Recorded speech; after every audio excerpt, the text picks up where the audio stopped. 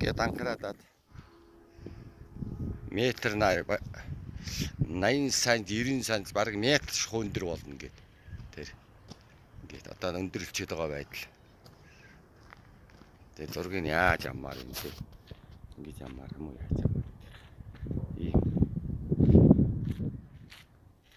Ийм өндөртэй. Одоо энэ байдлаа 80 см өндөр болсон. Портер бол 80-аас 85 см л байдаг. Тэгэхээр портертой одоо шууд ухраад орлоо. Хийгээ.